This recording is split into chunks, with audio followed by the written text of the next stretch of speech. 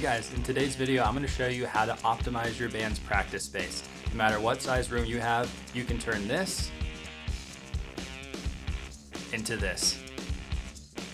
So everybody out there in a band has to jam somewhere, whether it's a garage or a bedroom or a rehearsal space like this. So today I just wanted to go over some of the gear that we use, some of the gear that you'll need if you're in a band, and some tips and tricks I have just to make sure everything is optimized in your room for the best experience for you and your band.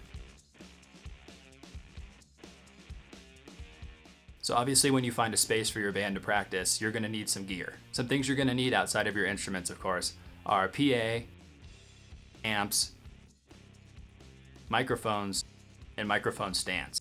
It also helps to have some chairs and a desk for recording if you want to set up a computer or any sort of recording device. Now I'm going to give you guys a tour of our practice space to show you how everything is placed and how that helps us to practice more efficiently.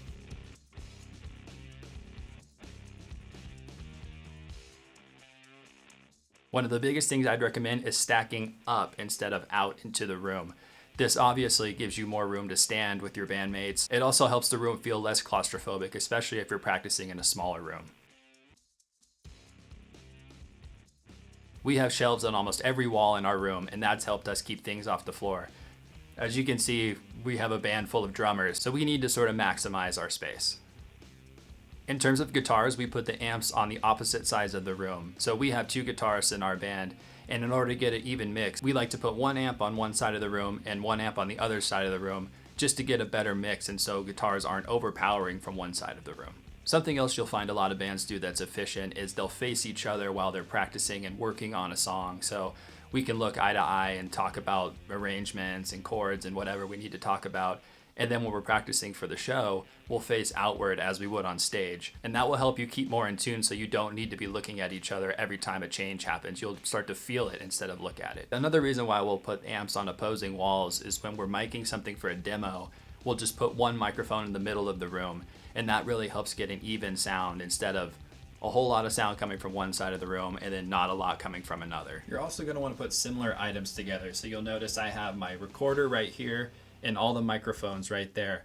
So those two can connect easily and we don't have to go looking around the room for both of them.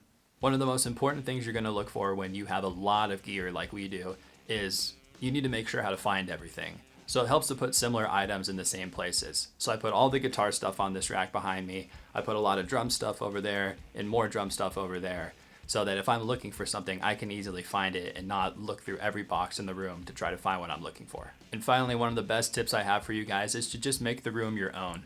And whether you're playing in a garage or a bedroom or a practice space like I'm in, just make it your own. Put your posters on the wall, put some fun drawings on the wall.